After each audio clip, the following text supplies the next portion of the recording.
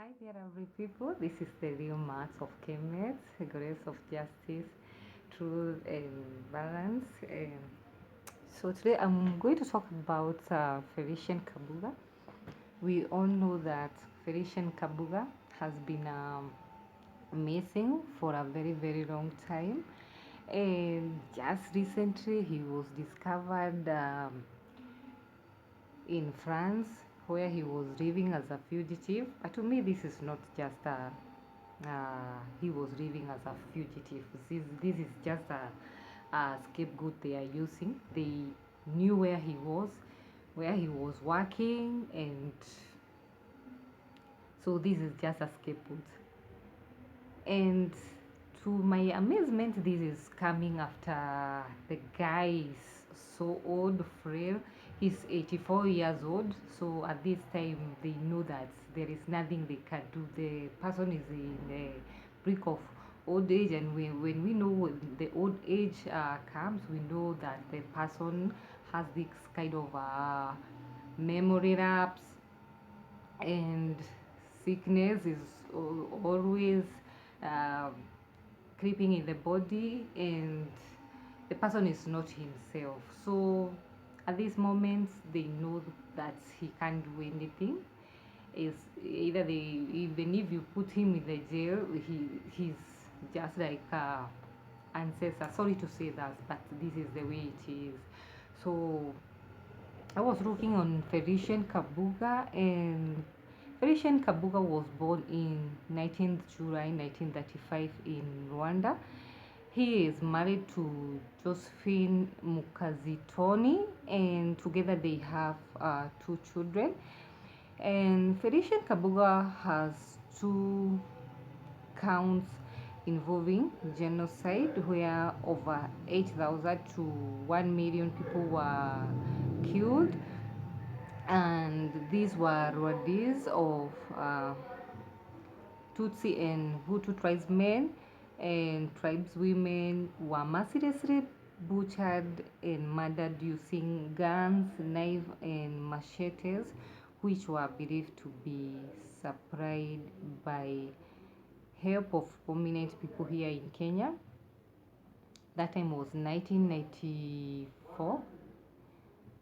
Yeah, that was the when the genocide was happening in Rwanda. And also, he is also being indicted with 5 counts of criminal injustice by United Nations International Criminal Tribunal for Rwanda, in short ICTR. And a short history of Rwanda, of Felicien Kabuga. He has been doing business in Rwanda, and together with the assassinated president, whose name was Juvenal Habyarimana. He was the second president of Rwanda, and they formed a political party named MRND. And Juvenal Habyarimana was dictator who ruled the totalitarian order, and he was assassinated by surface-to-air missile together with Burundi President Cyprien Nyaramira, Ntaramira, something like that. And before he became president, he served in military as Major General. And please, African people, you need to look at these people who are just coming from military and becoming presidents overnight. And we can look at what is happening in Burundi. There is this president who was just elected. He was serving as a military personnel. So we have to be very cautious to these people, because nothing good is coming from the military. We all know what the training they get there, and the inhumane training and the programs that they are programmed there. And whenever they come out, they treat people as their enemies. So we need to look on those when we are electing such people. And also,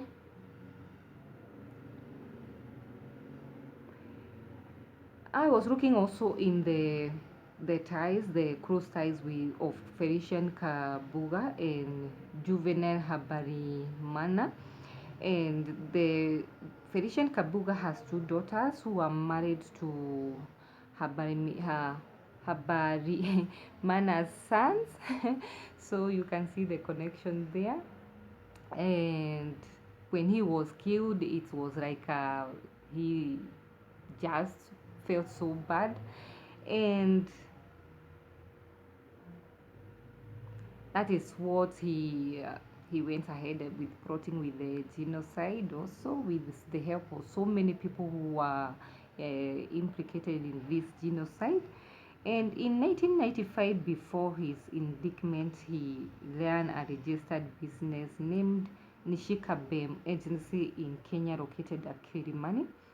This is located around Gong Road, and as speculation heated up, he went into hiding. But a Kenyan journalist named William Munuhe discovered him, and during the investigation on where he was, we all know that Munuhe was trying to lure the Felicien Kabuga into a meeting where he was planning the meeting in order for him to come and also to be arrested, but he was murdered by a hit squad, and up to now nothing has been done, no justice, no even the investigation on who killed Monohe has come out. And also there was a guy in that same scenario, um, who has been going through hell of time here. He is called Daniel Mudegera, who was mistaken as Kabuga himself, and currently he's 67 years old. And just the other day he came and expressed what he felt about the arrest, and he was so much relieved because so many people has stigmatized him in the society as a real Kabuga, and they were saying he was just pretending. And when the man cried, it was such a painful thing. But I'm glad that now he can have his heart resting at ease because the culprit has been brought to the public eye. And Felicien Kabuga was arrested on 16 May, hiding in affluent flat called Signeres sous Sienne by French government after hiding in France for 26 years. And you are telling us this guy is a fugitive. He's not a fugitive. Anybody, we all know how those countries like US, the FBI is there, the Interpol is there, so they always know you are whereabouts, what you are doing in your house. They all know about their civilians there and everybody. So arresting the guy at this time and telling us that he was a fugitive is a total lie, and you should stop that. But I was also looking in another direction why they have brought the guy out, and to what I see is because the Rwanda government has purchased this robot from Belgium, and we all know that Rwanda is part of Congo. That is where they split the Congo, and they had that country as Rwanda in order to fix their puppets there so that they can control the resources there, rape the resources there, and for the sake of their own benefits. Let me say that to be precise.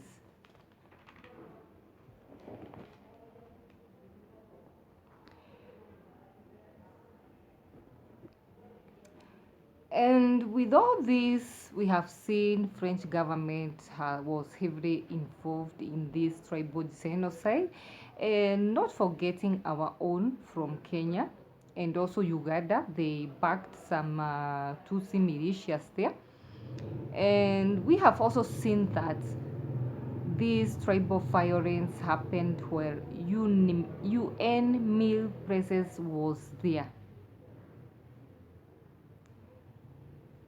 That is, with all their grenades, machineries, weapons. We lost 100,000, 1 million soul, let me say. And the reason they came out, and when they were asked why all these killings happened when they were there, they said that they were in short of guns, arms.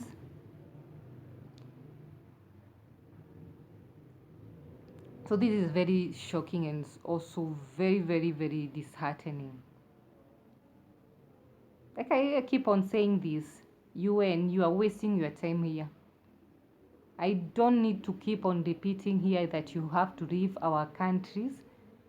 You are still clinging in our countries. I don't know what is happening. Nothing is happening. All this organization. So,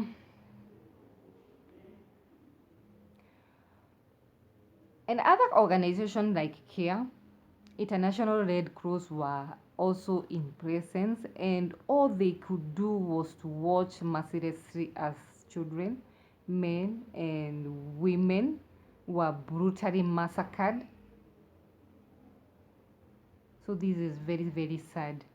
Very sad. Those people, the Tutsi, those were the minority group, the way they were just moving around from one area to the other area, carrying those baggages with their heads, with their families, with nowhere to hide. They were just surrounded, and the army, the Rwandese army was there, and nothing they could have done to save all those lives or to stop this genocide. This is very shocking. This is very shocking and very, very, very much disheartening. So, and with this, we want to see these embassies crossing down. And number one to be on the list was Belgium. You have continued to divide Rwanda, even if you left as their former colonizer.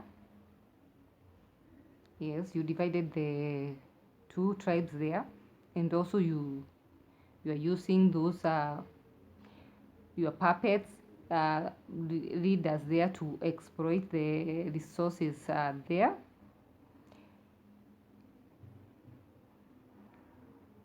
And during the massacre, you only cared about the safety and the welfare of your own people. They were just the UN mil who were there. They were just protecting their own civilians who were working there. We have seen this. If you go and check on the videos, you can see all this. And it is clear the Belgian government were behind the assassination of Juvenal Habyarimana, which greatly ignited the start of tribal genocide between Tutsi and, Hutus, with the help of Rwanda-based journalists whose name is Georges Rigu, and who was just only got 12 years sentence in the prison for the role he played in the dividing and also igniting those, and also inciting the two groups who stays in Rwanda. So you can see this is something that was premeditated, plan, and it was executed to the success of whatever the agenda they wanted to carry. So number two is the France embassies. You are present and also did nothing to stop the genocide.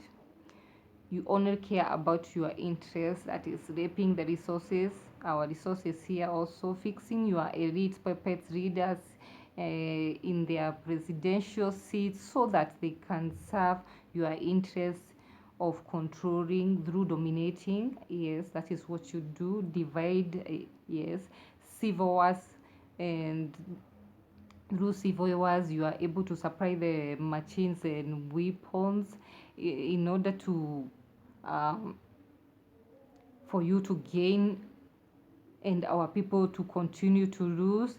And also you have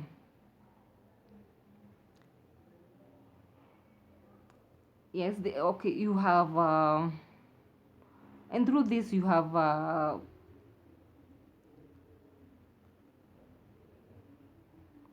accelerated things like poverty, diseases, tribalism, and many other. So the third one, to go or to close down, you should pack your things, your belongings, and go back to your country is Germany, US, United Kingdom. And why I'm combining these, because these are the same similar people, um, people of the same origin, bloodline, but they are divided into uh, various continents, and also they rule as in you can find them in US, Canada, Germany. Yes, the same bloodlines. These are the same people who are running the continents as the elites, globalists and nationalists, fighting over the resources of Africa's, and they only care about profit making. They don't care about the welfare of our people.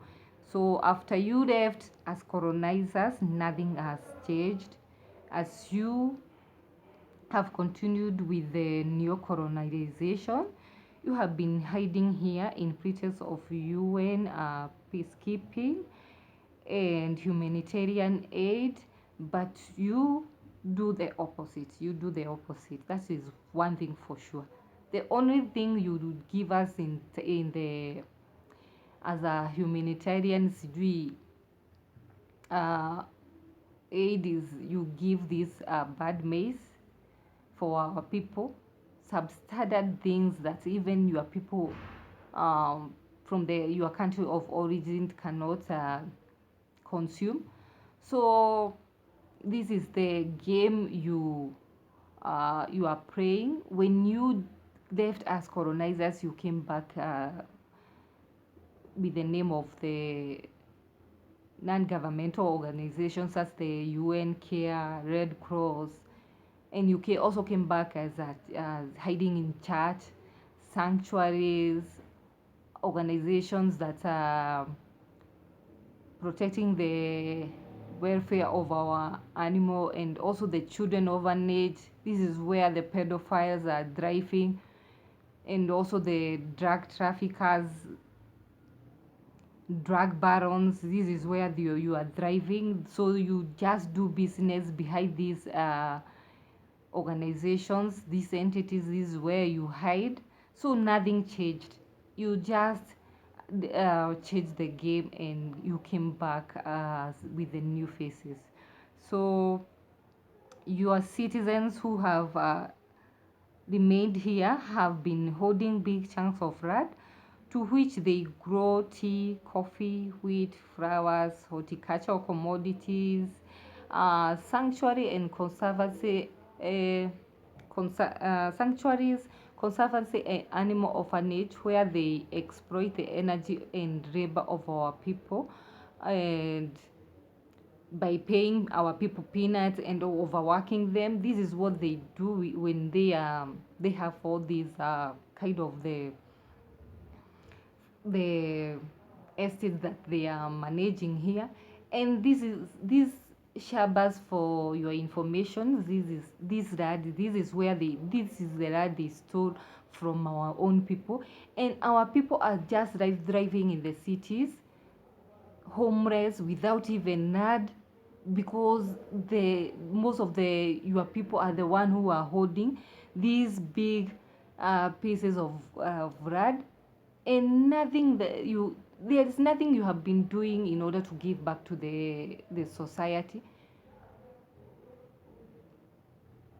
You always um, stay in your own big rats, and this goes mostly to South Africa. If you go to South Africa, this is where you find such kind of uh, colonists from Germany still holding big rads there also. And also, if you come to Zimbabwe, this is the same thing you find Namibia. We have here in Kenya where you find them in Nanyuki. We have tea estates here that they are just running, and they pay our people mega uh, payments. And even if you go to the TSAs, you find our people staying in those old houses that in a very small place, in a very small place, that even for us there is no space for their children to come and pray. So in this order you should cross and go, and also repatriate the same people who are holding this kind of rad. We need our rad back. We are not racist, but the priorities of our people comes first. And as your empire is also collapsing, so you should go back to your own countries for the sake of your welfare, and also for the sake of your safety, because so many people will be awakening, and when they realize what is happening, it won't be a good picture. So it's a high time, as early as possible, you pack your things and go. So you continue enjoying high security, hospitality in your homes and working premises, where our people are being killed left and right. We can see all this even in America, how the racism is being projected to the black and the white community there, and they are being killed everywhere. And also here in Kenya, we have our people who see us as their enemies, but when it comes to you, they just give you the protections, high security. We all know, we can see your convoys which maneuvers in our road. Whenever you are just passing, we are just told to we are shoveled in the roadside for you in order for you to pass safely. So, and despite doing this, you just disrespect us in our own land. And also, you continue giving our people visas in false pretense of green cards, where you promise greener pastures. And with this, our people have suffered immense brain drain of thinking that they can only get rich or prosper when they go to your country, or come to your country, or go overseas. This is the game you play in your embassies, particularly US and UK. It's always hide and seek. People have been coming here like 100 times seeking for visa. You deny them, they go back. They come back again, they try. It's like, I don't know. Some have even gone to an extent of applying visas in false pretense that they are seeking asylum there, in order for them to come in their country. And you all know this is also BS, but you still give them these visas, and you continue to frustrate our people as much as you can, hating their own land, and also for the greener pastures that you promise them. And when they come here, there they just work. You overtax them, so there is nothing. It's slavery from here to your rad also. They continue working as slaves for you in your countries. And also, you have continued slapping African countries with sanctions. This is what you find in particularly when you go to Zimbabwe. This is what is currently happening, and we cannot continue with this. We cannot continue with this.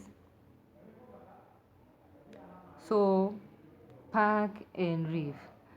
So the other embassies to cross here is Israel, Saudi Arabia, and Russia. So your interest is all about war. People who just love wars, they are just, every time you hear in the mainstream media, in the news, it's wars from your countries. The machineries you are making, weapons you are making, which are always intended to go and destroy the other people's life, showing those machineries of high high, I don't know what to call it, sophisticated, let me say, sophisticated missiles and bombs that are meant to kill humans. We don't want to be friends with you. So it's your time to pack, leave, and go. Israel, Saudi Arabia, Russia. Let me repeat again. So this racism of our people is of high profile in your countries. We have seen this in Saudi Arabia, particularly for when our girls come to your country. Racism also have started with the Eritrea people in Israel, in Ethiopia people in Israel, where so many people are stranded there. They don't have nowhere to go, and you always do this with your embassies here in order to stop the agents who are just selling these girls to your countries as slaves. You are doing nothing. You are doing very little to stop this kind of heinous act that is taking place on the ground. So the other thing, you only care about your interests and your resources only, what you are going to sell here. This is what you are much interested. And our people work as slaves, that is nannies, drivers, housekeepers. This is what you just offer for our people. And also barring of food dues on our airlines. We have seen this with Israel.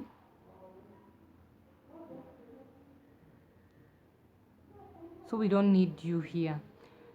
Another one to go is India, China. Eba says you have continued to exploit our people labor and energy by paying them peanuts while working for you in your projects and industries. You have shown racism to our people in your land and also here at our continent, that is Zambia. You all know what is happening in Zambia, that you have taken everything. You have even started branding your products in Chinese.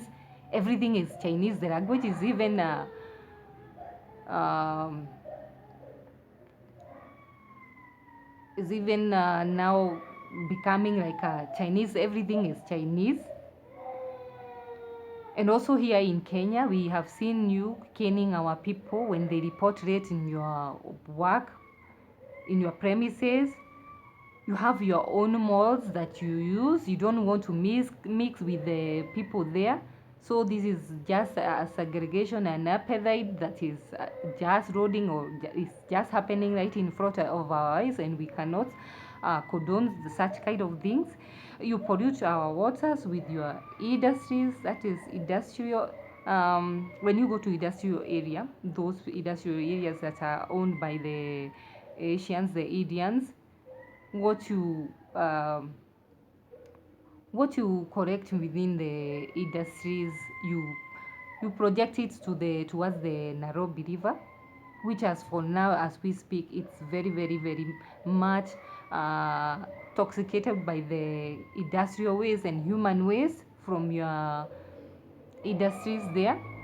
They are also who are contributing, but most of the waste that is coming, toxic waste that is being directed to Nairobi River, is coming from your industries there.